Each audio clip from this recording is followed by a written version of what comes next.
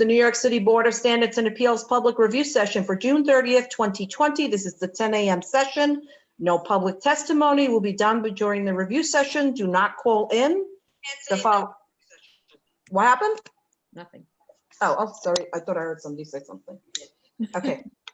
New case is special order calendar 853-53BZ 2402 Knapp Street, Brooklyn. Okay. Sorry, this new case. So we have proof of service of initial application and of notice of this teleconference hearing with dial-in to officials. Community Board recommends approval with one abstention. The statement of facts makes no mention of the status of the certificate of occupancy for which an extension of time to obtain was granted in 2016. A 2009 C of O was provided, so I have to assume that the CO is not updated. The notice of comments in February posed the same question as I do now, and it seems like they didn't respond. So the question is, why is there no CO and what is holding up obtaining one? The certificate of compliance also makes no mention of this. The 2009 CO doesn't mention the convenience store, so I think that's the main update. There is also no statement in the statement of facts about whether the project complies with the approved plans and conditions. With respect to the relationship between the residential and the subject site, I really wish there were better shielding between those rear yards and the dumpster and parking. This is only an extension of term, but we need to move away from allowing such impositions on residential neighbors. This is like a theme that I personally would like to pursue. I think that we have been pursuing this pretty consistently with these applications, and in the context of social justice, I have to say that these kinds of uses were imposed on neighborhoods without real consideration for what it does to neighborhoods, and it's time for the BSA to take much more care about this. Yeah, Chase, did you want to say something? With respect to the certificate of occupancy, do we need the applicant to file an extension of time to obtain a CO? I'm not really sure about the technical aspect of that. This is an extension of term, so and they were supposed to have gotten a CO. So I don't know if if you have to apply separately for that, but so that's a technical thing. So council can figure that out and then give us advice about, or give the applicant advice about that. Okay, I'm just not sure what the protocol is. Okay, so Commissioner Shanda. Okay. So I had same question with regards to the CO, that is the status of it, and what is holding up.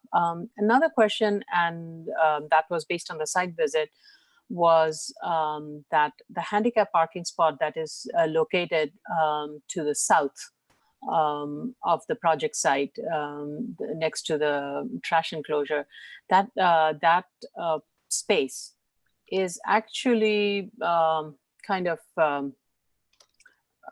has a lot of storage material on it. There's like a refrigerator and things like that on that parking spot. So it would be very difficult for someone to maneuver a car there on that spot. So that needs to be cleared up. Mm-hmm. Otherwise the site was in very good condition, and I really had no other comments. Okay, great, thanks. Commissioner Ollie Brown.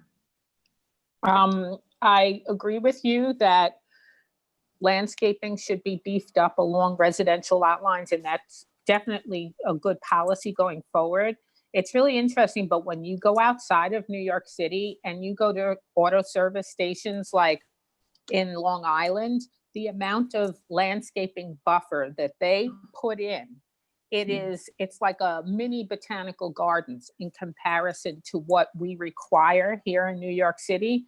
And so I think they should be more than happy that we're only requiring a little 5-foot strip of landscaping versus like the voluminous landscaping they would be required if they were in Nassau County. So I support you on that.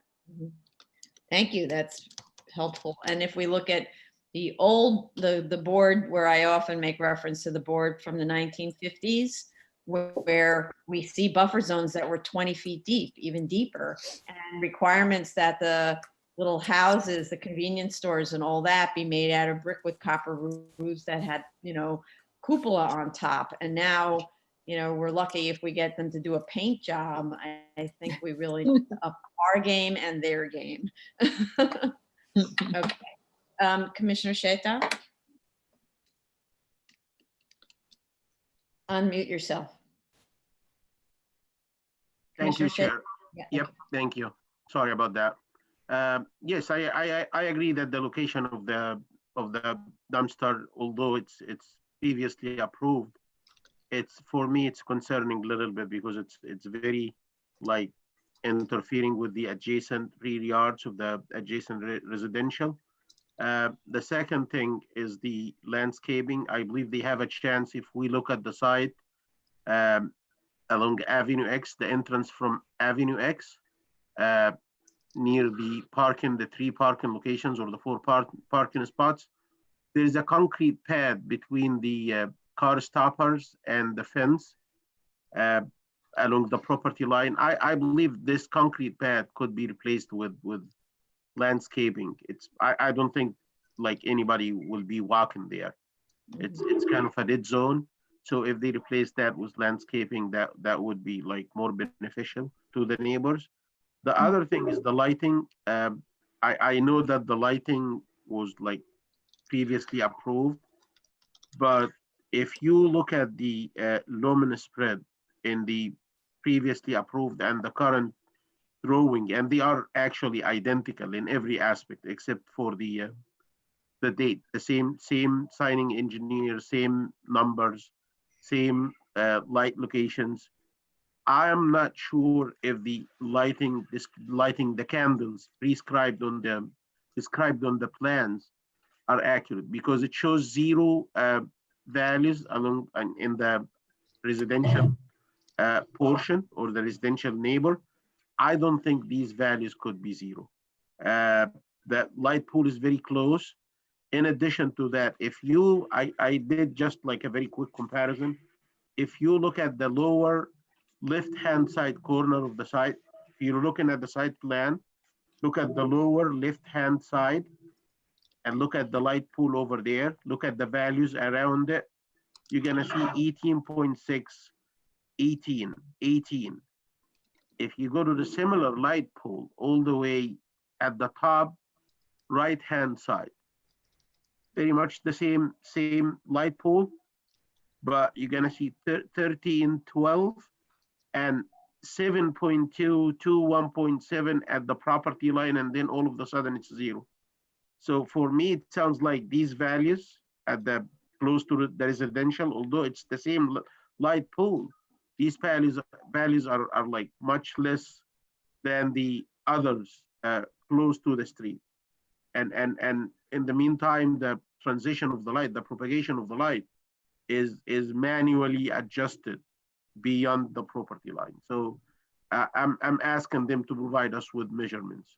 So if they can, with field measurements. yes, with field measurements instead of these older lighting values. I'm not sure these values should change. The efficiency of the light like decay with time. I'm not sure if you can just copy and paste an older lighting diagram like this and just submit it. Right, fair, okay. So I think, you know, going forward, and maybe we need an administrative notice or something like that on this. Going forward, we need to clarify kind of the terms, right? And the terms in terms of lumen spread are that for existing locations, the measurements have to be field measurements. They have to give us the backup data when they do it in the field, including telling us what kind of a monitoring system they're using and all of that, and how high they're holding the meter. Ditto for sound measurements. We can now have a number of standards, that this should be the standards, so that we know what the sound spread is from the menu boards, as an example. And then with respect to planting, that they should expect to provide significant buffer zones of a minimum of, and, you know, to allow for double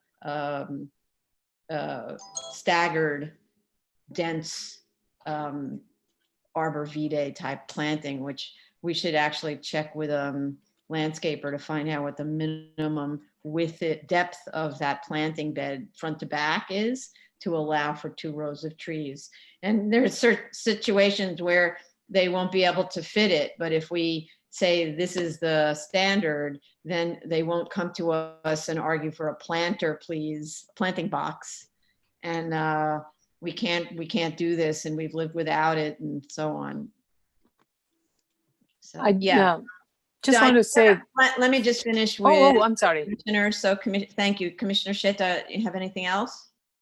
No, I would say this is very fair, and it's beneficial to the neighborhood, to any neighborhood in which a business will be located, and I'm very supportive to that. Okay. Okay, and Commissioner Shibeta?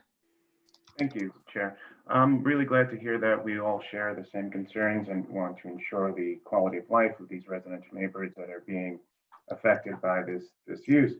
I do want to mention, I do believe that lot line, the residential lot line, I believe that there's a sufficient amount of dead zone to move everything up. The question I have is that there's also 2 pieces of machinery in the back there. I'm not sure what they are. I believe one may very well be a refrigerator. I'm not sure what the other large white box is. And my question with regard to that is this I don't know if this is a noisy machine or not, because it's right against the residential lot line, right before the dumpster though.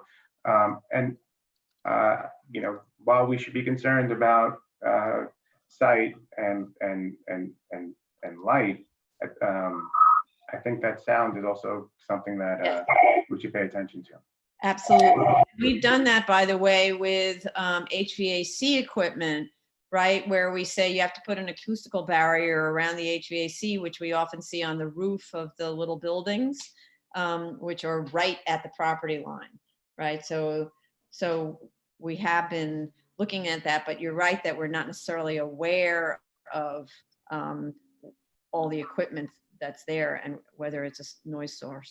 We certainly have been looking at it. I think you are correct, Chair. I think that is an HVAC system, but I don't know, and I haven't been able to visit the site yet, so I don't know what kind of sound it emits. Okay. Thank you. Okay, and Commissioner Shanda, you had a question. Your hand up. You're muted. You're muted. You're muted. Okay.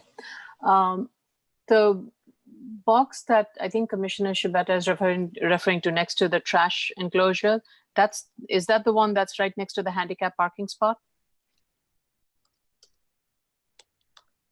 Right against the building? It is. There's Okay. 2 right against the building. Right. Though one of them is an ice box, and the other one is another form like a storage container, refrigerator type of thing. This is what I saw from the site visit. I didn't go all the way in, but this is what I observed from the servicing area. Right, but I think the issue is whether it's noisy, also, right? And the recycling. I mean, ice box and refrigeration. I didn't hear it. My windows were down. I didn't hear anything. But yeah. I don't know how. We all know our refrigerators recycle, right? So in the recycling, they can make a lot of noise, especially if they're old machines. I understand. I think on this one, it's not one of those high-end refrigerator and things we are referring to. Anyway, also I think all of these noise have to abide by the DCP noise code, the DEP noise codes also. My concern was that these objects are in the handicap parking area and are blocking the handicap parking space, which is required and one cannot operate from it. What I was surprised to see that this site, based on a previous approval, was allowed to have planting and a raised planting bed. And this is one of probably the only one I've seen where the raised planting bed is it's really in well kept condition, and it's flowering. I was kind of surprised to see that.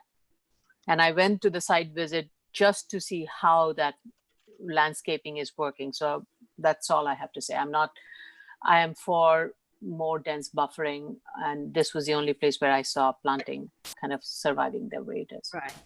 I'm curious about that though, because of course it's the middle of summer, and this is when you put your petunias in the planting boxes, and they do great because it's summer and it's been raining a lot. So you can even be a neglectful gardener, et cetera, et cetera. But the whole idea is not for them to be annuals, but to be perennials, right? And you can add annuals for pretty, but Right. Well, the Google Street View also seemed to have confirmed that. So that's the other part I was kind of surprised. It was consistent. Okay. Mr.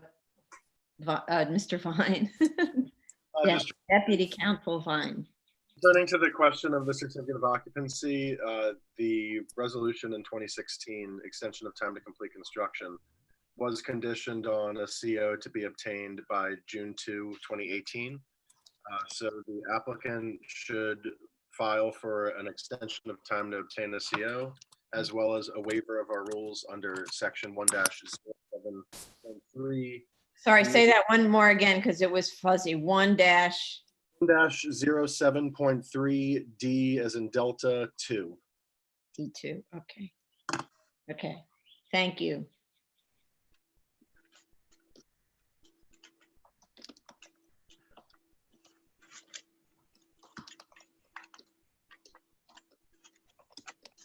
Next one. Yeah, just a second. Okay. You know, we're ready. Yeah. Anybody else on this one? Okay. Okay, next item is 19502BZ, 2797 Linden Boulevard, Brooklyn. Okay. This is, what is this? McDonald's, I guess. So, yeah. We have proof of service of initial application and of notice of this teleconference hearing with dial-in to officials. The community board has not yet met on this, but plan to hear it at the end of this month. The applicant and our project manager should follow up on this to obtain the recommendation. The rationale for the proposed 1,138 square foot enlargement of the structure is to facilitate ADA accessibility, but I don't see any indication of this on the floor plans. The enlargement that was approved in 2003 also had to comply with ADA requirements, so I actually don't understand that statement or that claim. The floor plans are very unclear and actually extremely poor. I don't even find the front door. That's fairly basic floor plan. How does a disabled person go from the parking lot to the entrance? And where is the entrance relative to the drive-through lane? It looks to me like no matter what, everyone has to cross in front of cars to get into the building, which seems like not a great pattern, but in particular, the disabled person. The floor plans in the proposed plans must be modified to be the same quality and standard with the same level of details as those in the previously approved set, which shows actually it's table seating. They're very well done. And then I actually had a lot of trouble with this, looking at this application. The trash enclosure, it's immediately adjacent to the residential building next door, and it is huge. And they tell us that pickup is only twice a week. Why should it be more often? It's huge, right? And it also is at night. And the neighbors aren't shielded from it by any plantings or otherwise. I think it should be moved. I think the location is extremely disrespectful. And the idea that they only have pickup twice a week means that the rats and other vermin have a great time 5 days a week. So, I mean, I don't know if the people who operate these establishments are aware or even care about rats, but You know, you see rats just walking down any city street, no matter how well maintained the street is. And not to mention the menu boards. They are all up against the property lines of the adjacent residences. I just don't get this. It's like in the worst place possible. And, you know, one of the things that we talk about with the menu boards is we always say, what is the output, the DBA output from the menu board? But when the menu board is right up against the property line, and I'm in my car, if I were ever in my car, but if I'm in the driver's seat, and I'm saying I want 2 Macs with cheese, and I have a really big order, and I have a booming voice, and the kids are screaming behind me, and I'm trying to overcome the phone that's also ringing, and I'm a little hysterical, and I'm shouting at the menu board to make sure the person hears me, that is some serious decibel level, and I'm screaming at the neighbor next door. I'm screaming at that person. So and the people who live there, right? So I just think that's terrible. A submission was made on Friday, June 26th with menu board sound analysis. No section showing the sound propagation was provided. And then, as I say, it's really the drivers. So we need to see the driver's own voices calculated and what happens there. And the hours of operation are proposed to extend 24/7. So not only is this happening at, 11 at night, which is bad enough, it's happening at 4 in the morning or 3 in the morning. I mean, really. And the lumen spread also shows high levels at the property line. And the hours of operation currently are 24/7, although the prior approvals had understood that operations ended at midnight. So it's not in compliance with the terms of the grant. And I don't find the 23 parking spaces on the plans, only 21. The spaces have to be numbered on the drawings. And definitely the neighbors need to be noticed, all of them, for the next hearing. Actually noticed flyers under the door or however it's done to make sure that everyone knows that this is a proposal to expand the McDonald's. Commissioner Shanda? I too have a lot of concern with regards to this project. I have to say this site also is so beautifully landscaped along Linden and Ruby Street. And it's not just, it was done for a photo op for the hearing. It's kind of been kept that way as you look through the Google Street View.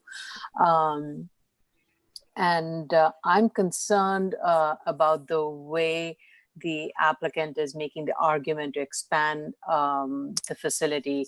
Again, I am not sure I quite understand the need for the ADA access and why that is needed now and was not there, and how the proposed expansion will help accommodate this. The graphics, the plans, the documents, none of them help us tell that story. None of them help us in making that case. The plans do not have enough information. The layouts, like you said, the furniture layout and all of that would kind of give us a better idea of how that would get done.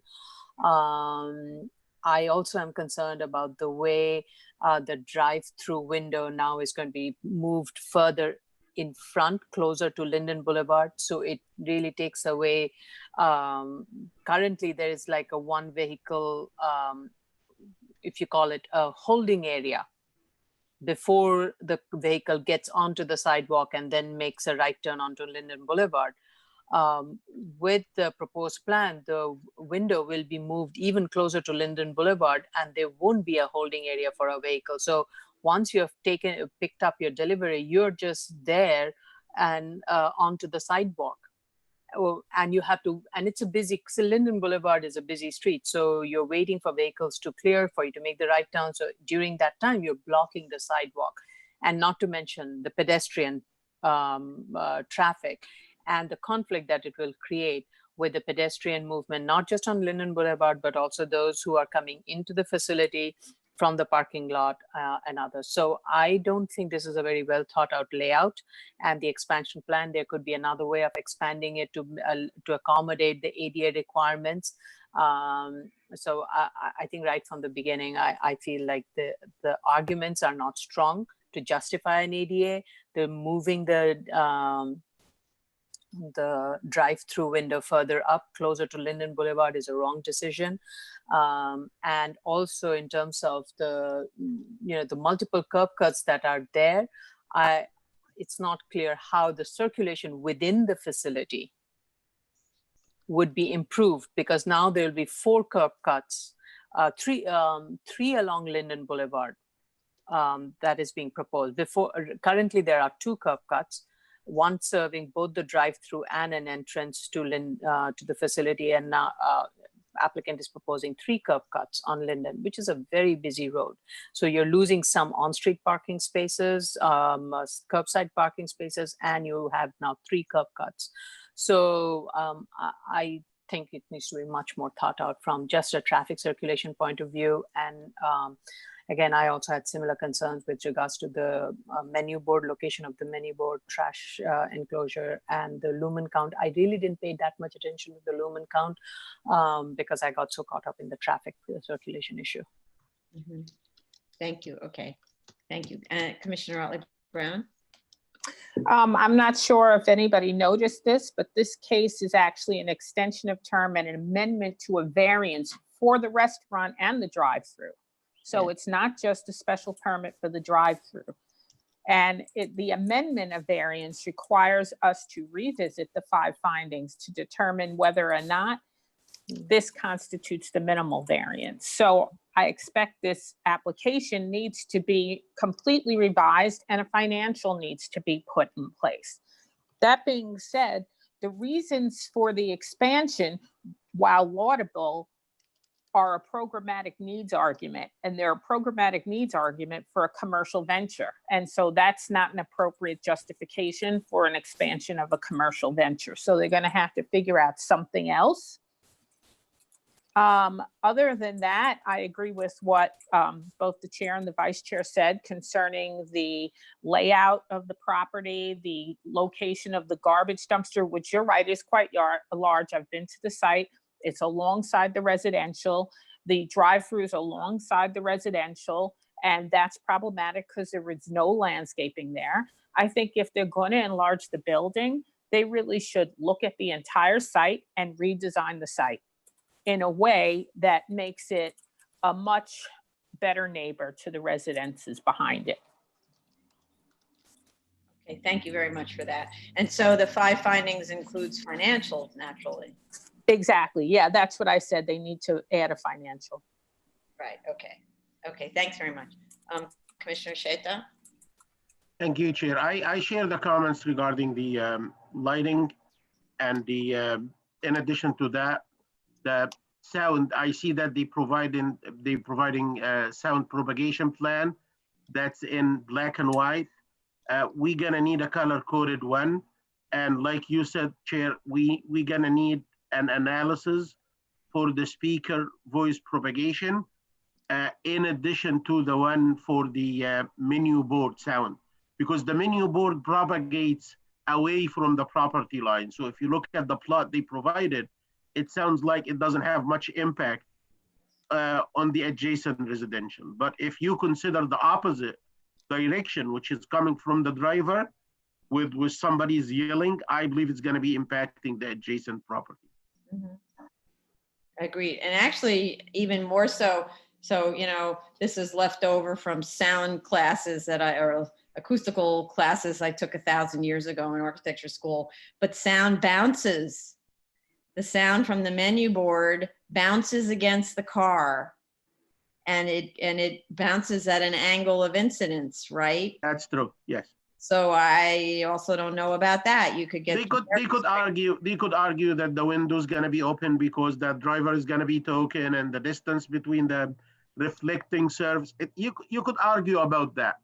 If the original source is not emitting enough decibels to bother, the reflection or the refraction is not gonna bother. Mhm. So because when sound waves are mechanical waves, so the more they propagate, the less energy they keep. They lose energy as they move on.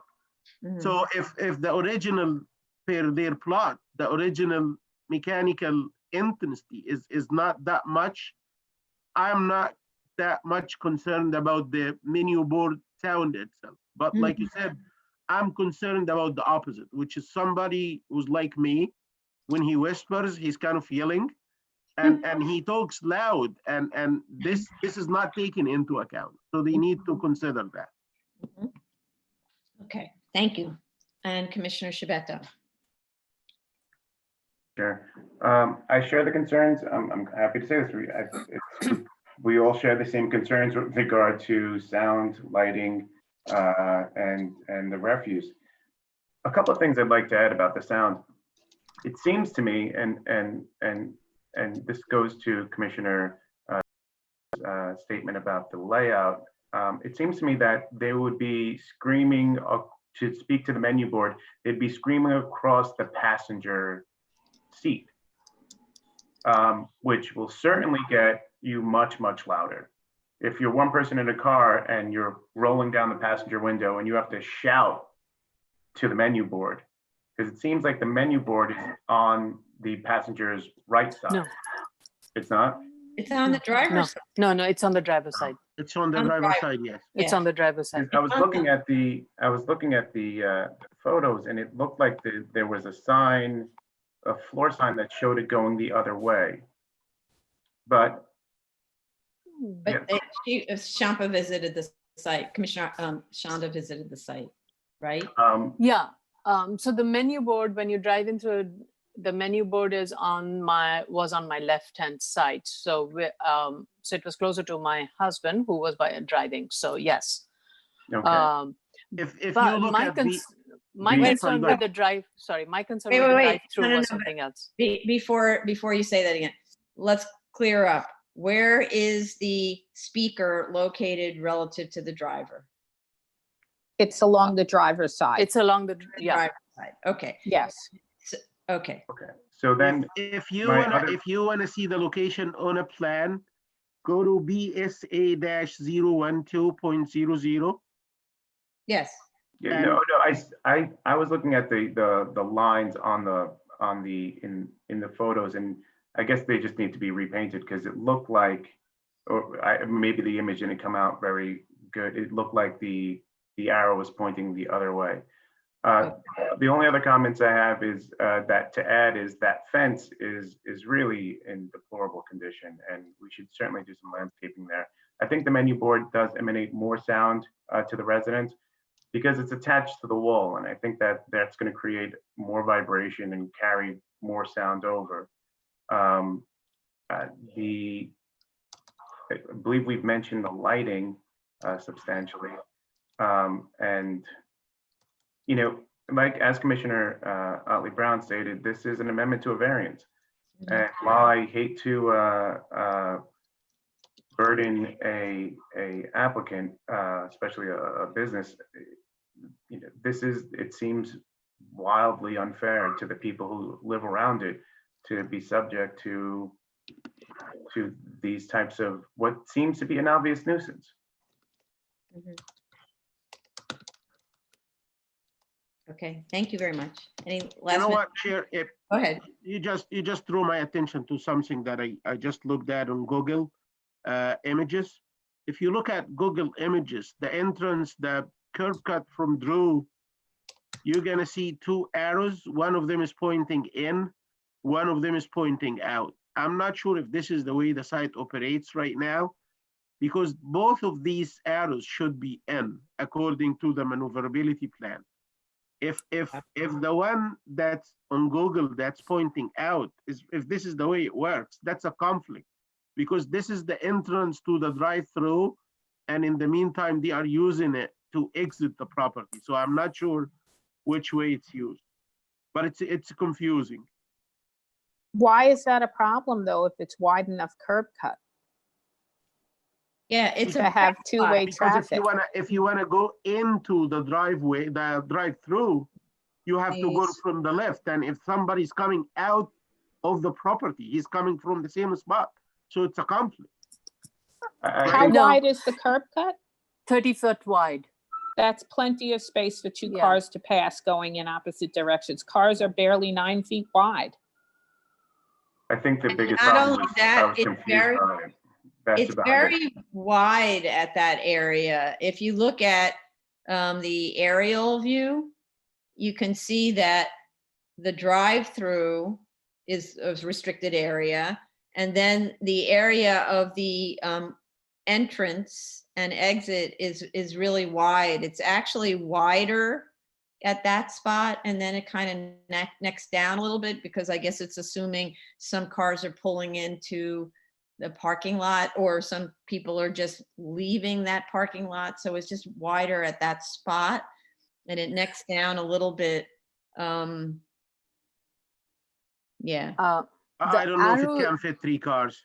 So based on my very recent site visit, the arrows, at least way I remember, we did get in to the site through the Linden Boulevard curb cut, but we could not exit onto the Drew Street from the Drew Street curb cut. So we had to again exit onto Linden and make a right turn to Drew.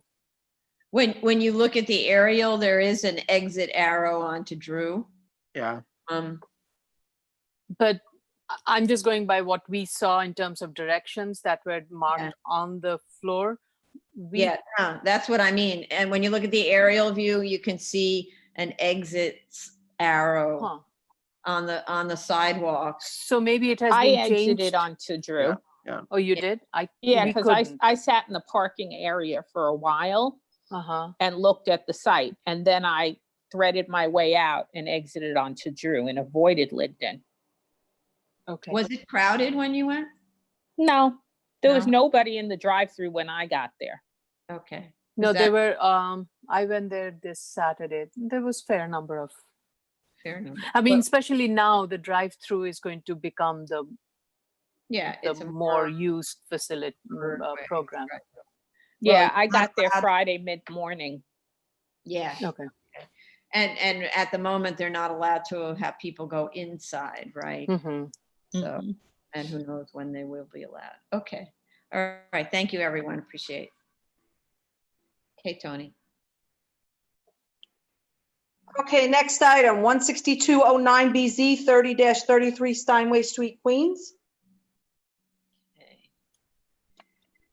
We have proof of service of initial application to officials and proof of notice of this teleconference hearing with dial-in to officials.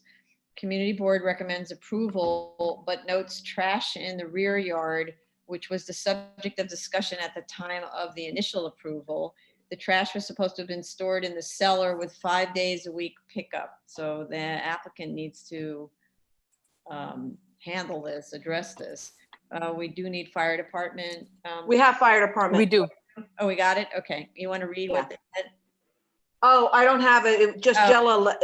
Jella had let me know. I can find it and read it. Okay. Oh, you're the Jella? Okay, sorry, I didn't know you were back Okay, yet. I'll keep going and when I'm done, Jella, you can jump in, okay? Okay. According to the resolution and the statement of facts, the initial approval in 2010 permitted the C4-2A district boundary line to be relocated 25 feet into the R5 zoning district under section 73-52 of the zoning resolution to effectively allow pursuit of a PCE special permit for the entirety of the PCE. The approved drawings, however, are very unclear about the scope of that approval. I can't tell well where the actual district boundary is on those drawings relative to the zoning lot as opposed to the building, and whether the zoning lot was entirely included in that 25-foot district boundary line shift. And the other thing I couldn't really figure out is whether the building is built full to the lot lines. When I compared the building plans that we have to the tax map, it doesn't look like it is, and it doesn't look like the drawings actually are a site plan with a building on it. Instead, it looks like they're treating the building as if it's built full to the lot lines, which is not consistent with the tax map. So it needs to be corrected. The proposal is to amend the hours of operation to 24/7. Floor space totals at each floor are different from what was shown in the resolution, so I don't know if they realize that's confusing, because I don't think there were any changes, so they need to explain that to us. And other than that, those were my comments. Commissioner Shanda? I didn't have any other comments on this one other than I don't see the DOI sign off on this. But this is an extension. We don't need. Oh, we DO. don't need it. Okay. Yeah, if there's been no changes, that we don't do it. Right. Okay. With regards to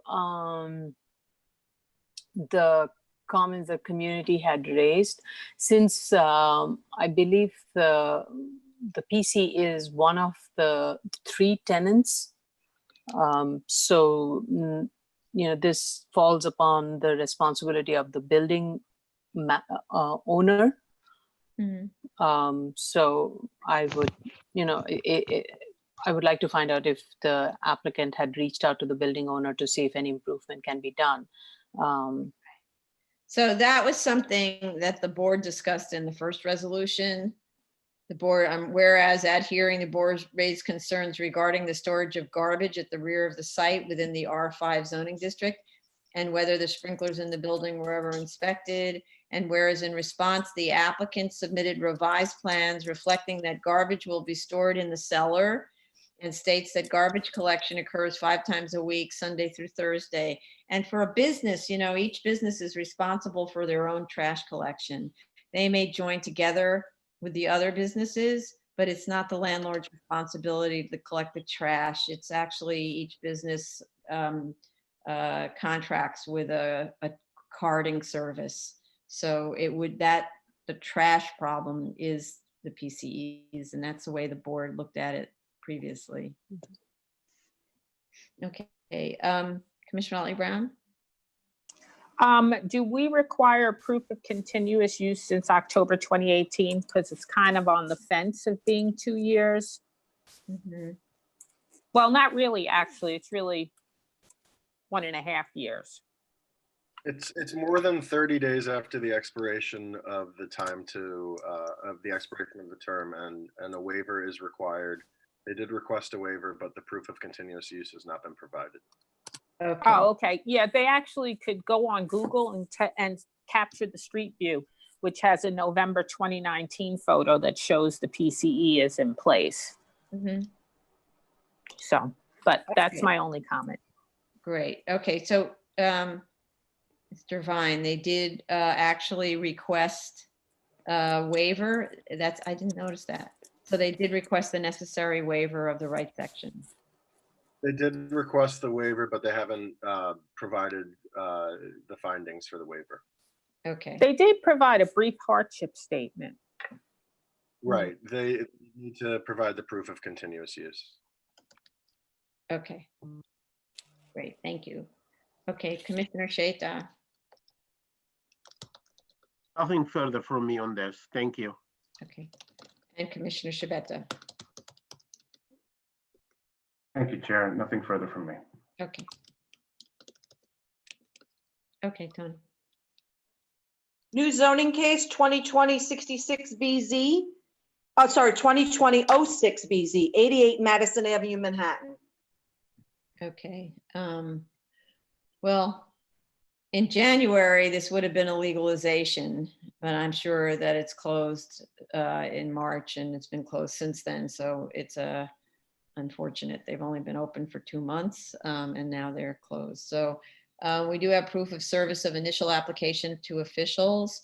And I want to note that proof of notice of hearing was sent to officials and neighbors by the applicant as is required, but the BSA had provided the applicant with defective notice, which indicates that the hearing date is both May 18th or 19th and June 29th and 30th. And the dial-in information is either for June 29th and 30th or May 18th and 19th. So if I were a member of the community receiving this, I would have no idea what I'm supposed to do. So The question is service, they're so defective that we can't proceed. And I'm looking at this, it's a PCE, first of all, and it's a spa. So it's not not a heavy noisy source. And it's also in, on the third and fourth floor of a commercial building as opposed to a residential building. So my sort of initial reaction is, if we require that it be re-noticed to all the neighbors, this is something that's quite expensive to do because we're talking about notice to the neighbors as opposed to the electeds, right? And notice to neighbors, there were many envelopes that were sent. And it means going back, having the council who really should have picked this up, the lawyer representing the owners should have picked this up. And the person who is doing notice should have picked this up. So maybe they would waive their fees. But if they chose not to waive their fees and charge the client, that's really unfair to the client.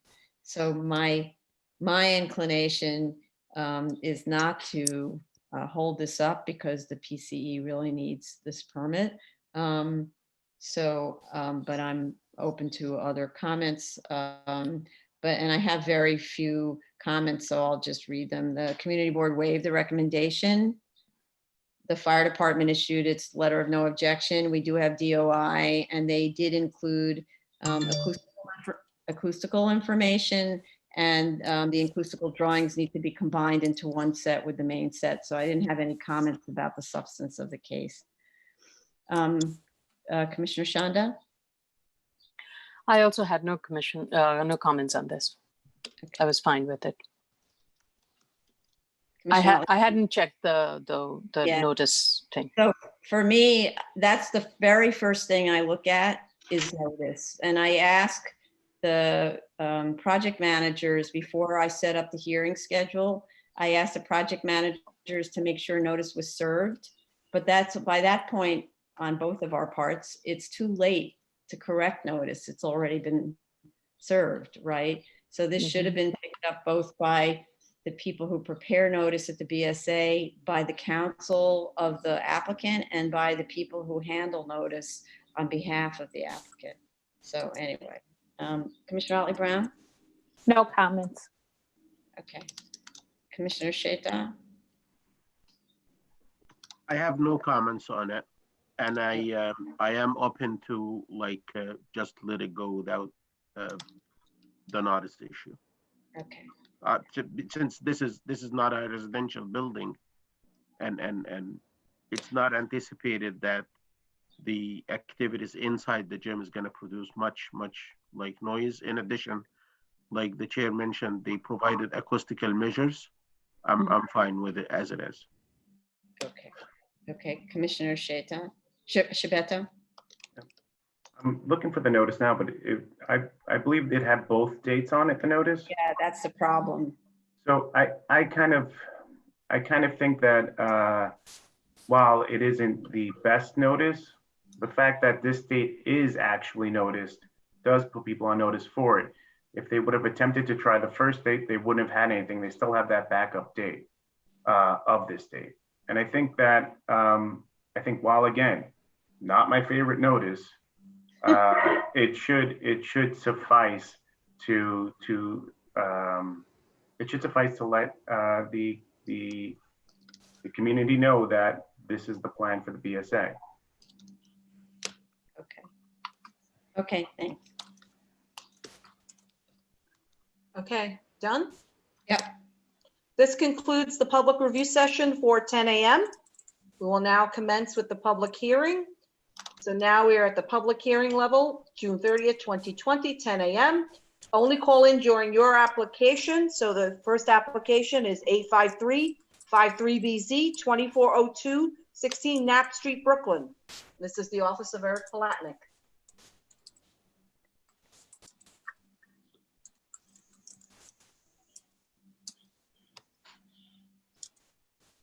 There's Elise is here. Give her a second to join.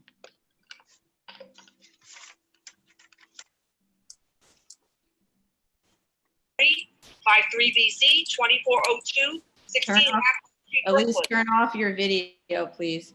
Your YouTube. Jeez, I sound so loud. Okay, say your name when you can hear us. Elise. Okay. Are you the only one appearing? I have an architect from High Point who is going to call in a minute, just in case. Okay. Hold on.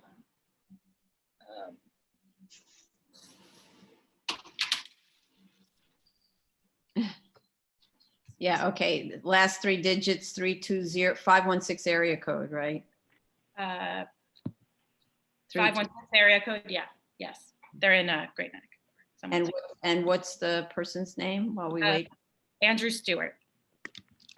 This is Andrew Stewart from High Point Engineering on the line. Hi, thanks for calling. Okay, let me swear you in. Raise your right hand. Do you affirm to tell the truth, the whole truth, and nothing but the truth in your testimony before this board, and to respond honestly to board member questions? We do, or I do. I do. Okay. Okay, so I guess first I would like to address the C of O.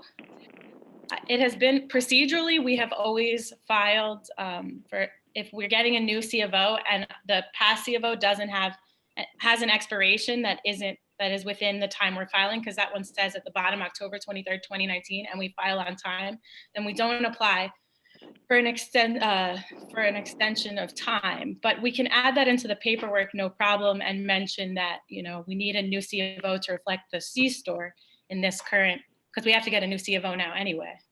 Wait a minute. So, but you were supposed to get the only CO you gave us was a 2009 CO. And it says that it expires October 23rd, 2019. And I realize it doesn't say the C store. At the bottom on the second page, it says expiration October 23rd, 2019. Whoa, wait a minute. You got an amendment in 2013 to allow convenience store and endorsement, right? I understand that, but I'm saying that we do not procedurally file and pay for an extension of time when our C of O hasn't expired. So I'm saying we can add the language. If it's not an expired C of O, we don't apply to pay for a new C of O. So I understand that we should have gone for an amendment at the DOB, but at the BSA, I'm saying if our C of O isn't expired, we don't, because we're getting a new C of O right now. As part of this application, you have to update your C of O. No, but I guess I think it doesn't make any sense to me. You in 2009 you changed. I'm sorry. In 2013 you changed the nature of the site. You added another use. I understand. And so that the old C of O was actually invalid. So you needed to have gotten a new C of O, which was the terms of the grant. You had to have gotten a new C of O within a year to reflect the change. So you didn't get that C of O within a year. So it was not in compliance. It's not like you're waiting at the 2009 C of O was effectively invalid. It didn't represent the use at the site. And I understand what you're saying, and I can add language to the statement of facts and this application, but I'm saying if we didn't have an expired C of O procedurally, because we're getting an extension of term here and everything's being updated, we don't file for to Mr. pay Fine. for Yeah. the waiver and the extension of time. So I think it would be more important to discuss the June 2, 2016 approval. A certificate of occupancy be obtained by June 2, 2018. That was a condition of the last grant. That condition has not been complied with. So the rules would require that. God. Don't interrupt, Lose please. me. The rules would require that you file for an extension of time to obtain that CO since you're not compliant with that condition of the board's grant. Okay, procedurally filing fees wise, that's why I'm talking about, we have not done that in the past, but if you are requiring it now, we'll do it. This has come up before and that's not how we've acted. It's come up, it's not required when the condition of the board's grant was to show the conditions on the CO, but wasn't an enumerated condition to obtain one by a certain date. Since there is a date certain within the past resolution to obtain the CO, and a CO has not been obtained, that condition has not been complied with, and an extension of time to comply with that condition to obtain a CO is required. Okay, if you're requiring it, we can do it now. Not a problem. Okay. Because no matter what, we need to get a new C of O right now after. As well as filing for the waiver and the attendant waiver fees for the time to obtain that CO. Okay. So the next is the location of the dumpster. We comply obviously with the location of the previously approved plans, and you know, for maneuverability, that's why that location was picked, because otherwise it may interfere with the operation of that's the most out of the way location and easiest to access. And we totally heard Commissioner Chanda's comments, and we'll look into moving anything that's blocking ADA parking, because it's totally understood it should not be blocking ADA parking. But we feel that that is the best location for the dumpster, and it complies with the previously approved. We know that all the businesses assume that pushing something that's disgusting up against someone else's property is the best and most efficient location for their own operation. But those days are over now. You have to think about the neighbors. The neighbors are not responsible for the operation of your business. They're not.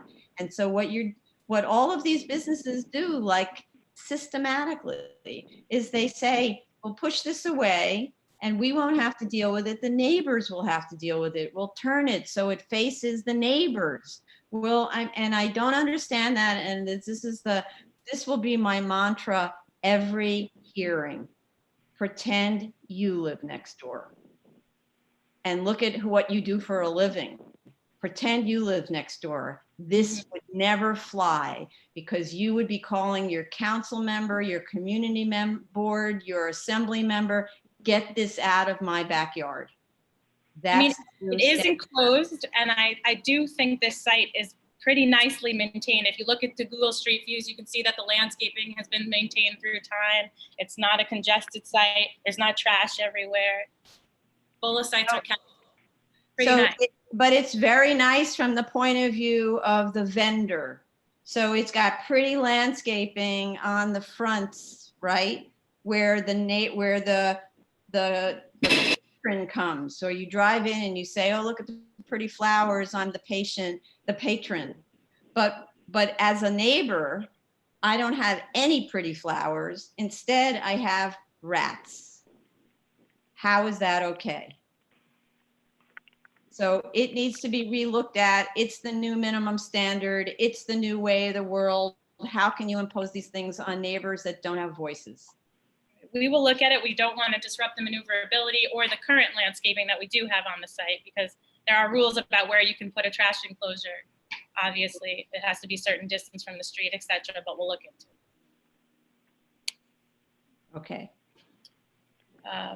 And then in terms of landscaping, you talked about the concrete pad in the back. We can look into putting landscaping, but I do have to say that the raised planters in this situation have been kept if you look at Google Photos, as Commissioner Chanda pointed out. And also, we have been talking with numerous of our clients about hiring contractors in this time, and it's just been a huge burden. I'm just saying, because of the pandemic, about finding contractors and hiring contractors and getting contractors on site. So we do understand, but it has operated for over 60 years, and it's a nice looking site, and asking them to dig up concrete is quite a burden on the site, especially in this time. So I think I might have said this before. I understand the issue of the pandemic, of course, we all do, right? We understand how difficult it is to be functioning now. But in a year, let's just say, things will be back to kind of business as usual. And why does the BSA have to lower its standards for these operations that continue in effective perpetuity? So I don't think that the inability to obtain contractors now, and by the way, the contractors are coming back to work. So the inability to obtain contractors now can't be an excuse that you never have to do it, and therefore the BSA has to lower its standards even further, because my preference is to go back to the 1950s and require 20-foot buffer zones and beautiful buildings, as opposed to these concrete block things with stucco on them that are badly maintained. So I'm just pointing out that our landscaping isn't badly maintained. It's pretty nicely maintained, and we do. Yes. I'm not talking about that landscaping. I'm talking about the buffer zone, right? And I'm talking about what you're pushing back and saying, don't make us add additional things because we can't find contractors. And my response is, that's not going to be the condition all the time. And I'm going to recognize Commissioner Otley-Brown. I think that you should not take it personally. This is not, oh, we don't like Bola markets and Bola markets look trashy, because you're absolutely right. I've gone to the site and Bola markets in general do look neat. This is a policy shift, and it's going to affect everybody, both good and bad. And that's how I think it needs to be looked at.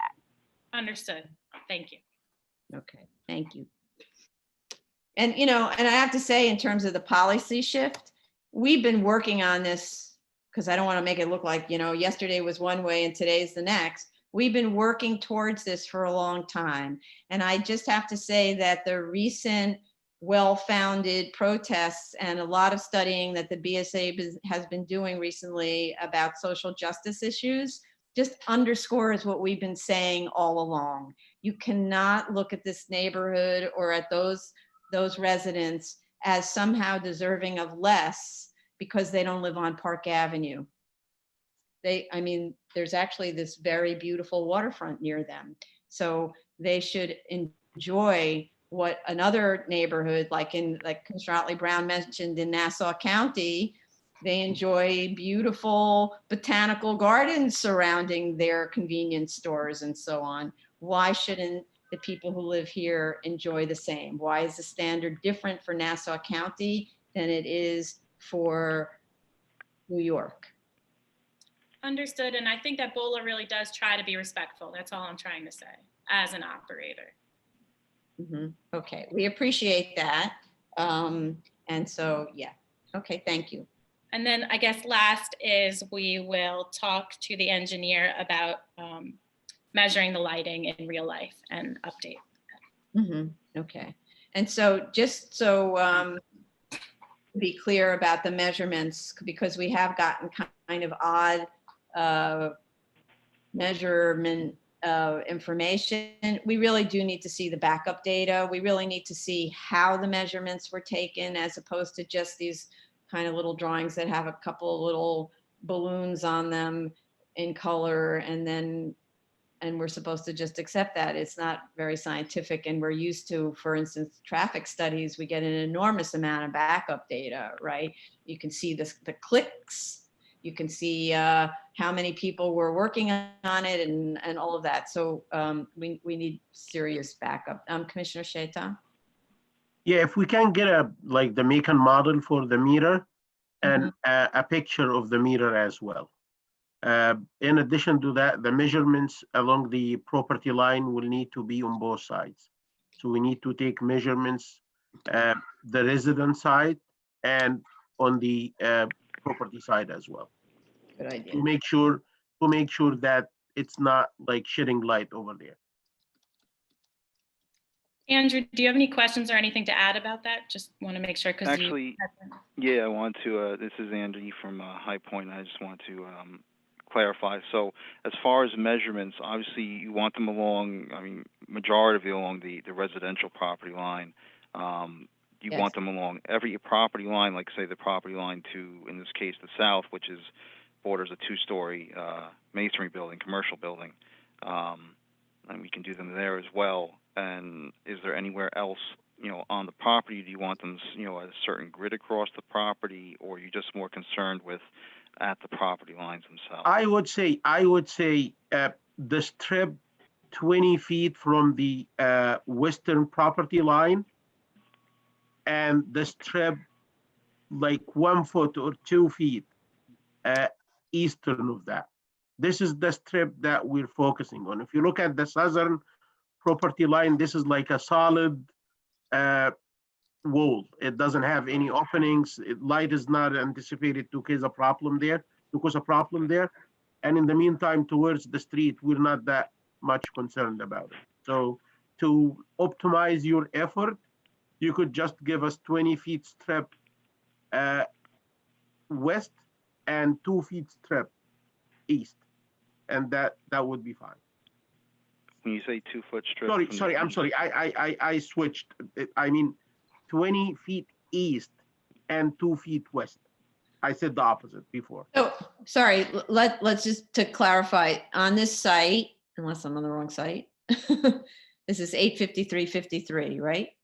Yep. Yes. Okay, so the shared property line with the residences is the western property line, right? Correct. Okay, so you're saying 20 feet east of the western property line, Which is inside the subject Inside. property? and then 2 feet west of the western property line. Correct. Okay, So you want 2 feet on the residential property, not on the subject property. both. So we're 20 feet on the subject property Right, that I got. and 2 feet on the residential property, which in this case is very easy to access because it's actually a drive-through for the neighbor. And just not to Yeah. get me wrong, this is not because I'm more interested in the subject property than the resident property. From the 20 feet, I want to understand the way the light propagates based on actual field measurements. On the other side, I'm just interested in 2 feet. If within the 2 feet, you have near zero readings, you're good to go.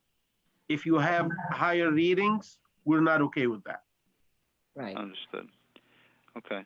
And obviously we would take these readings, obviously we take them at the 6-foot height of the fence to show how it goes over the fence. We could probably take them at, closer to ground level as well, especially, on the residential property side. And if that's fine with you, that's how we'll proceed with it. We'll get those readings. So it should be at just above the fence. Maybe it should be Right. 8 feet above the fence. Right, on the residential side, right? It should be more like 8 feet, no? I believe the fence is Right. about 6 feet. Yeah, the fence is 6 feet. Yeah, I understand the fence is 6 feet, but so the issue is the light that's propagating and not being blocked by the fence. Right, So- as long as it's above the fence, right? Okay. And I have a question. Doesn't the residential property often have their own lighting that might come into account? It very well could. I'm just looking at a street view right now. It looks Because like my they might have building some has wall lights. Yeah.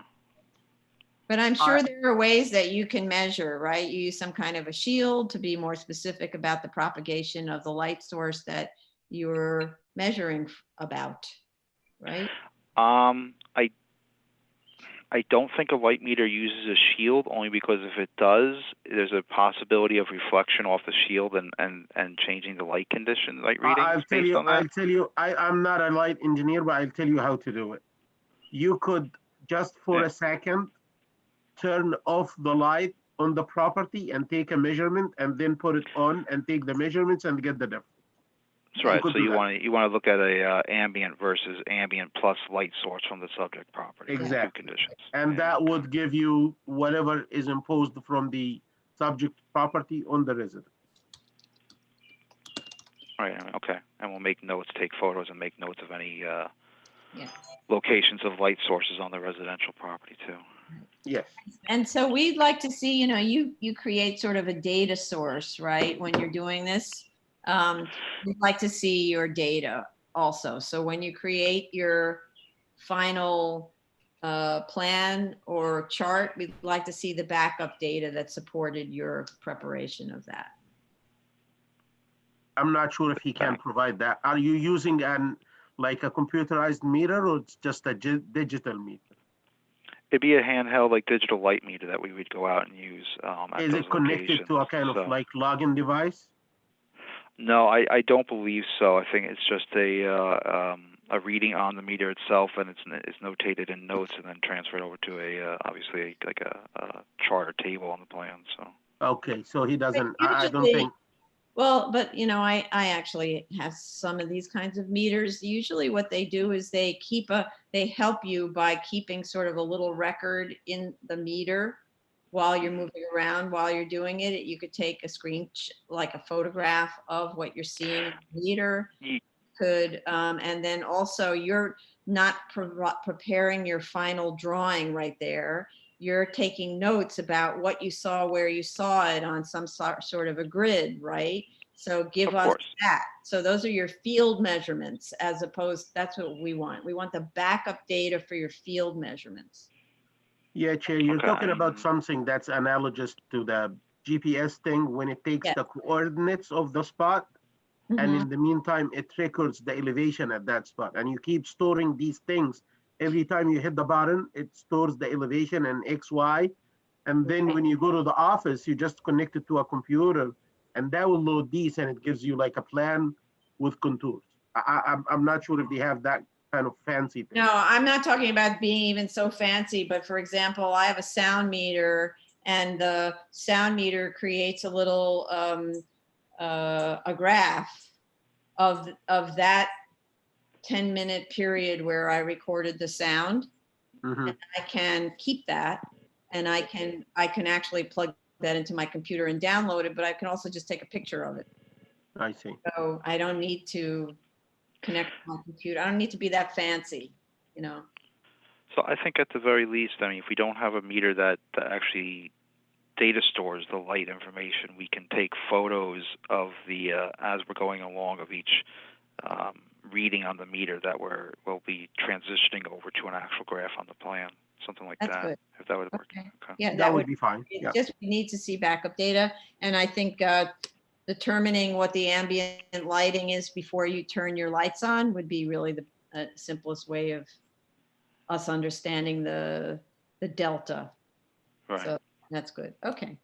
And Commissioner Shanda, you had your hand Yeah, up. also, I think going forward, we should ask the applicant to provide the height of the light source, Yes. because that definitely affects the distance it covers.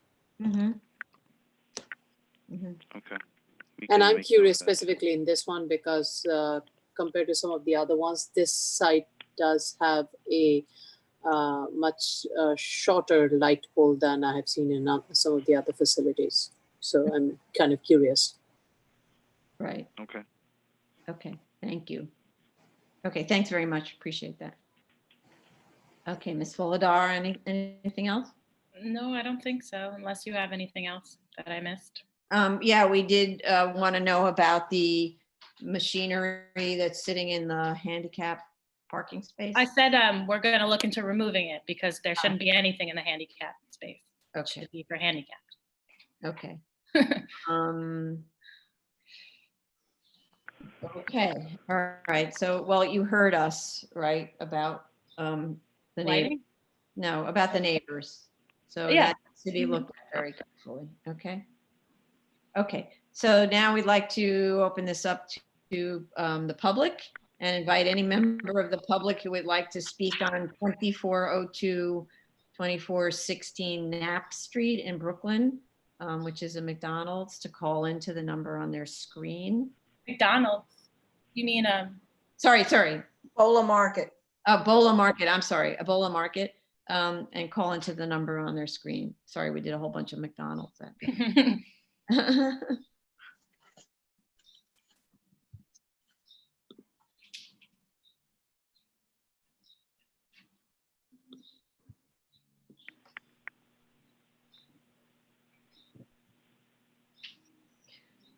Okay, so how much time do you need to submit your response?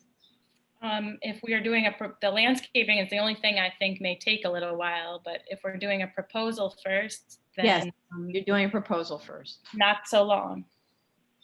And you're also doing the sound reading, the lumen readings. Yeah, so I mean, we've been getting August and September hearings, so that should be Okay. fine. unless Andy thinks he needs more time on that. Yeah, I think August or September should be okay. So that's 4 weeks before, or 3 weeks before is your submission date on that. So it means you'd be submitting in arguably sometime in late August for a September hearing, right? Yep, that's fine. So that's 2 months. That's good? Okay. Yep. All right, thank you very much. We didn't have anyone call in, so thank you very much. Thank you. Okay, next item, 19502BZ, 2797 Linden Boulevard, Brooklyn.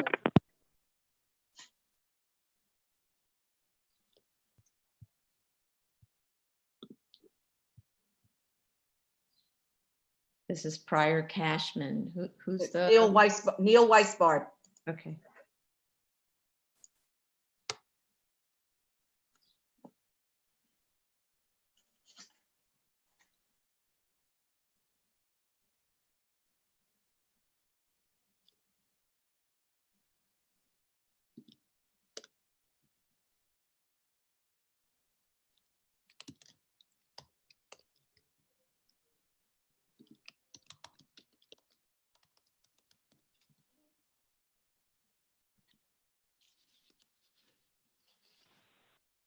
There he goes.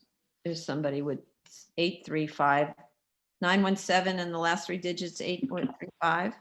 That's Neil. Okay. State your name when you Hi. can hear us. Hi, Neil Weisbard on behalf of the applicant, case 195-02BZ.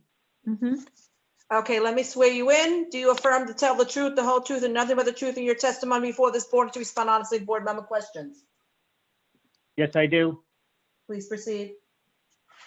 Good morning, Chair and Commissioners.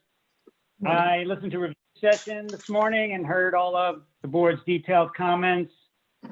I don't believe it would be productive right now to go through every comment, as I clearly need to regroup with McDonald's to determine how we can move forward to satisfy all of the board's concerns.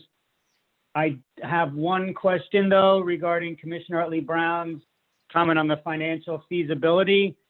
I just want to confirm that, is the board saying that we would have to prove that without the enlargement, we could not realize a reasonable return? Isn't that what a standard is for a variance?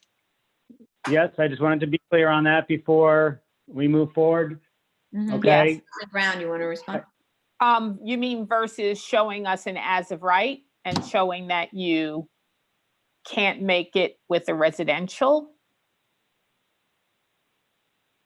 Well, I guess it's a two-part question that I assume would be part of it, but since this was already granted as a variance and that was already proven, I was thinking that we'd have to show that the enlargement is needed, and without the enlargement, we couldn't realize a return as an existing McDonald's restaurant.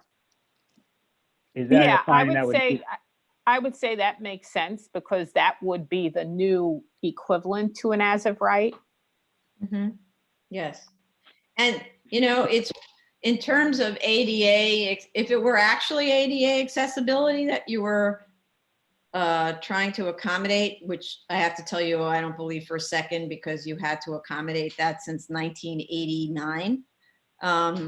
Then, and certainly since the last enlargement in whatever year that was, 2003 for sure, right? So I'm not really buying that. But if it were, like the zoning resolution has a provision for non-conforming uses, where the only enlargement for non-conforming use that's permitted in most districts is when it's to comply with code, right? Like the performance standards or something like that. And you must enlarge the building to comply with code. I think that would be a more kind of sympathetic situation because you don't have any choice. You have to comply with federal law, right? But because you had to comply with federal law in 2003, I have a lot of trouble believing that that's the explanation. I think an obsolescence argument might be your best bet. Okay. Is what Okay. I'm thinking. With, I understand that McDonald's nationally is embarking on a redesign And if you could somehow link that to physical and then, of course, like economic obsolescence. Okay. All right, so as I mentioned, there's a lot of work on our end, a lot of discussions. Yes. Regardless, the community board is not meeting until the fall, Yeah. just this community board. So that's where we stand with that. Do you But- know when is it meeting in September or you don't know? They just said the fall, which I assume is September. Okay. I don't know why they're not meeting on BSA applications, but they're tying it to the fact that they can't meet on ULURP and they're lumping it together. Okay. Okay. So we'll need a lot of time. I would say at least 3 months. Okay. If we have to redesign the whole building, if McDonald's wants to proceed in that manner, or we come up with some compelling arguments why the site should remain as is, as it's existed since 72 this way and 79 with the drive-through. But we'll need time. Okay. And So we're going to open this up to public testimony if there is any. So 19502BZ, 2797 Linden Boulevard, Brooklyn. So if you would like to speak on this item, please call in. Okay, so I'm sure we can accommodate your 3 months to submit schedule. Now, one question though, Madam Chair. So if he's going back in August, I thought is the fall. No. The community board, then he has to No, revise. 3 months to submit puts him in July, August, late September or early October submission, right? So the community board will have either just met on it, will be meeting soon on it, and then it's a submit, so 3 weeks later. So we're talking about a late October hearing probably. Okay. Right? So that's enough time if the community board is actually meeting. I don't know when the ULURP hearings will begin again. well, maybe since this will clearly require another hearing, even if we come back to you with Yes. a great application, maybe we can have our next hearing in September. Well, I don't know that we have space, so just assume Okay. October. Okay. All right, so I didn't see anyone dial in. So thank you very much. And as you know, we'll let you know when the hearing date is. Okay. Okay, thank you. Next item, 16209BZ, 3033 Steinway Street, Queens.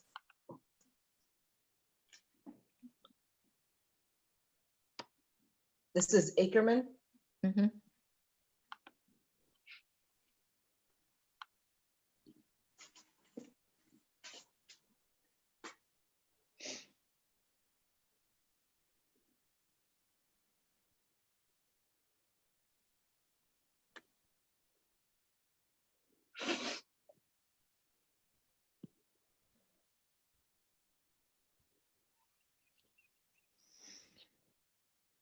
Don't see anyone yet. Can you read the case number again, please? Sure, 16209BZ, 30-33 Steinway Street, Queens. This is Frank St. John.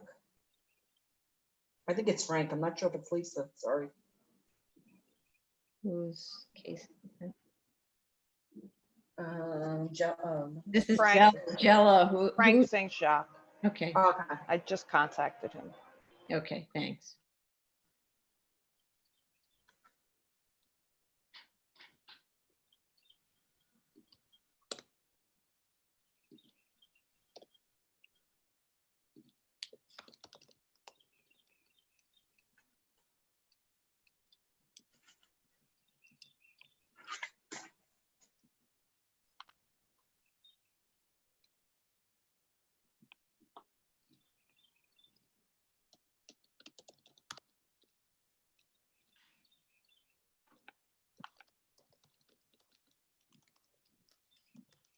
There we go.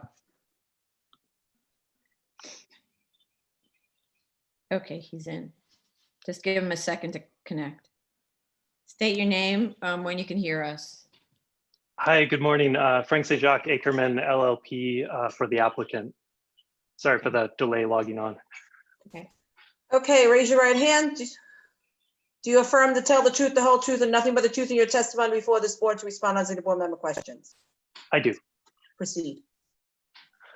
Good morning, Frank St. Jacques, Ackerman LLP for the applicant in this BSA special permit application.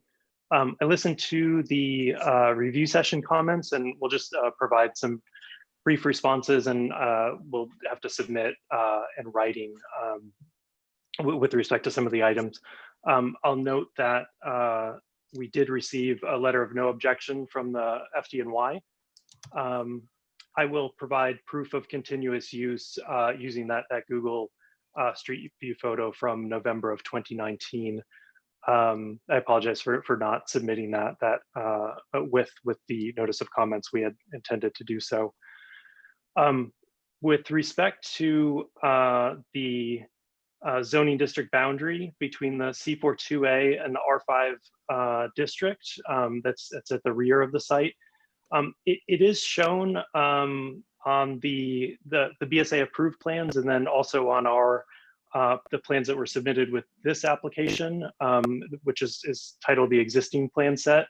It's shown on both the site plan P-001.01 and the and it's also shown on the ground floor plan P-201.01. I think that it's sorry, and let me say that the building is built to the rear lot line. So that portion, oh, go ahead. Sorry, that actually doesn't look like, if you look at the tax map has that rear line. Let's say the sideline is 94.84. That's what it says on the tax map, right? And the rear lot line is 64.2. And then it has this strange little angular nose to it of 33.57. And the other side lot line is 133.23. Your drawings don't show those numbers at all, but it shows that the longest wall of your building is 105 feet. And it doesn't show its relationship at all to the zoning lot. So I don't know if it's 105 feet claimed to be property line to property line, or so lot line to lot line, or whether the building is set back somehow or other from its property line. None of that's indicated on the site plan. And the other thing is, if the building is actually built full to its lot lines, it would have that weird little triangular portion. So it's not true. And it seems like your zoning lot, which should be the tax lot, is not shown on the drawings. And what I was getting at also was not just that the district boundary line as it stands under the zoning map, that's not the thing I'm thinking about. I see the district boundary line there shown dashed, but you received a special permit that allowed the district boundary line to be considered as if moved 25 feet back. That's not indicated anywhere on the drawing. So you don't see what you benefited from. And so there isn't anything to sort of verify that the entire building sits within the 25-foot district boundary line as shifted. Understood. That makes sense. I think what we'll do is update the site plan. I believe there's a survey that could clarify these issues, and then we'll also illustrate how the previous special permit extended that C42A zoning district boundary by 25 feet, and sort of where that sits pursuant to the special permit. We'll ask the architect to make those changes to make it more clear.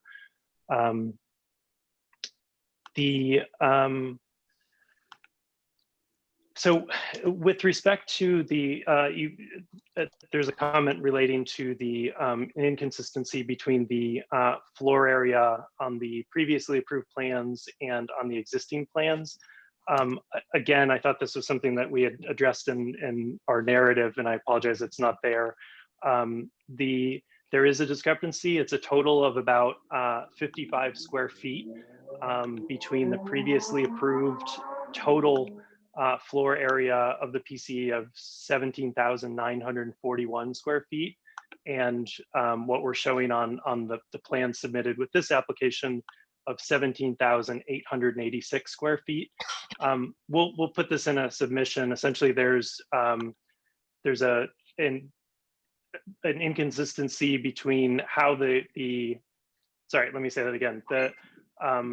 The current architect on this project, when beginning to work on these plans, calculated the floor area for this site and found that the cellar, which was previously approved at 8,335 square feet, was actually 8,367 square feet.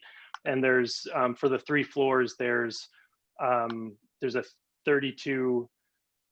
So for the cellar floor, there's an increase in 32 square feet. For the ground floor, there's a decrease in 21 square feet. And for the second floor, another decrease of 66 square feet, resulting in an overall total decrease of 55 square feet. I can ask for more information regarding that, but essentially the explanation that was provided by the architect was that in relooking at the plans and recalculating for future DOB submissions, they just determined that the floor area was either incorrect or there was some issue that required what's now shown in this submission, that the total floor area be reflected as 17,886 versus the previously approved 17,941. Right. I mean, ultimately, it's going down. I'm just curious, like, what did the architect do that they came up with a different number? I don't. Yeah, I don't have a better explanation for you. I know I've seen this a couple times even recently, but I'll ask for a better explanation. We'll provide that in writing with the same breakdown and request that this ultimately a fairly minor decrease in floor area be reflected in this extension of term and amendment application. Mm-hmm. Okay. And then finally, just with respect to the issue that the community board related to trash at the rear of the site, I just confirmed this morning with Planet Fitness that their trash is in fact stored in the cellar and picked up 5 days a week by a carting service. Our client did note that there's previously issues with non-building tenants dumping trash at the rear of the site. There's an area there that I guess was attractive for that. He indicated that after they put up no dumping signs on the rear of the building, that tapered off a bit, and he spoke with the owner and said that it hasn't been a problem recently. I'm not sure, what we could provide to, support those statements. We'd be happy to, provide the carting contract or, some indication that any trash at the rear of the site is not as a result of Planet Fitness's use of the site. I guess my question is this, because the deals with landlords are the deals with landlords. Some landlords take care of it, some say it's the tenant's job, etc. What's the situation with this landlord when there's trash on the sidewalk? Like, for instance, if there's trash on the sidewalk and the landlord gets a ticket, because that's how it works, then who pays it? Like, who's responsible for it? Is Planet Fitness? Is it split among the 3 tenants? Like, how does it work? So who's ever responsible for the sidewalk needs to maintain it. And we've had this before. If other people are dumping on your site, you can't say it's not mine. You have to take Sure. Understood. Yeah, I just, I'll ask for some additional information, but, to the condition of the prior resolution that, the Planet Fitness trash be stored in the cellar and removed 5 times a week. That condition is being met. and we'll provide evidence of that. And I'll ask for some additional information relating to the rear of the site. But again, and I'm, we'll try and find a way to support this statement, from Planet Fitness's experience, but they've said that in their experience, at the rear of the site, there no longer seems to be an issue with trash being left there. But so we'll provide more information in writing. But the community board doesn't seem to agree. That's my understanding from reading the resolution from the community board. So to the degree that we need to be in touch with the district manager of community board 1 to find out more specifics there, we'll do so. But we'll see what we can do to address that. Okay. Because again,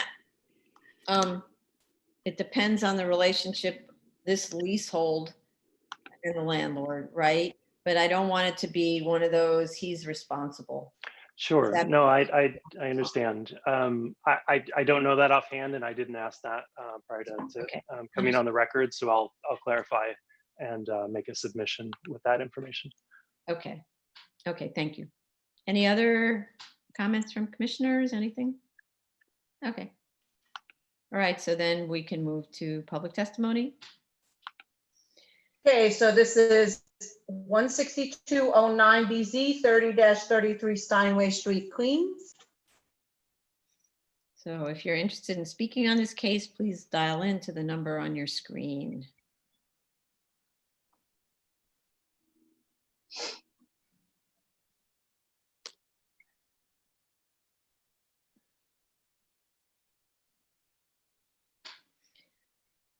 Okay.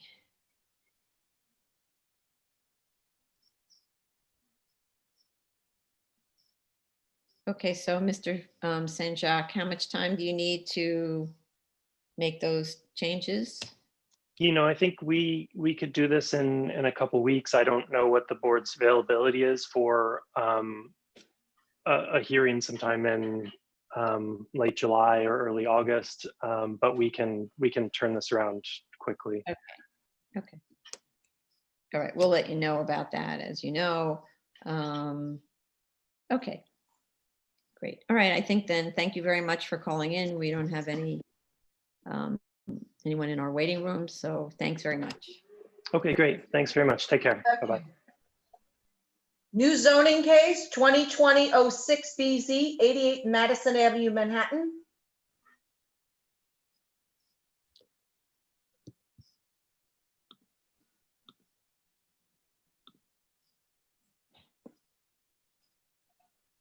This is Jay Goldstein. Yeah. Wait. No. Oh, he's in already. Okay. State your name when you can hear us, Jay. Hi, how are you? Jay Goldstein for the applicant. Sorry, the YouTube thing really is on a very significant delay today. Yeah. So Oh, really? While still talking on the prior case, I signed in. Okay. Jay Goldstein for the applicant. Yes. Do you affirm to tell the truth, the whole truth, and nothing but the truth in your testimony for this board and respond to the board member questions? I do. Jay Goldstein for the applicant. Good morning. I apologize about the notice. We're usually pretty vigilant. I think this is the first time in 12 years this has happened to me. We usually catch it, or BSA catches it, or Ian's office catches it when they do it, so I apologize. Mm-hmm. But barring that, it is a commercial building. I appreciate the board's understanding and forbearance. It is still closed, so we look forward to opening hopefully in short time. Right. Okay. I don't think we had any other. Does anybody have any other comments they wanted to add? Otherwise, we'll go to public testimony. Hoping that someone would actually understand what the notice requirements are. Okay, so let's invite members of the public to call in. So this is 2020-06BZ 88 Madison Avenue in Manhattan. There's also just an instruction by the board to combine the acousticals with the main plans. Yes. I think that was on your end, not on mine. No, that's on your end. Right. So That's simply an alert to our council that when or whoever puts the plans together, there's already an acoustical drawing there, and you can just put it together with the main set of drawings. They don't Yeah, I need to. started in my new cases. I've started putting them together as one package. I thought initially separated them, thought it'd be better, but I've started combining them. Right. Okay. All right then. So I would like to make. I don't see any members of the public calling in. I would like to make then a motion to close this. Chair Perlmutter, Aye. Vice Chair Chanda, Aye. Commissioner Otley Brown, Aye. Commissioner Sheta, Aye. Commissioner Shabeta. Aye. Okay. No submission on this. Thank you very much for Thank you calling. very much, everybody. Have a good day. Okay, so this concludes the public hearing for 10 a.m. We'll resume at 2 p.m. Great. Thank you, everyone. Thank you.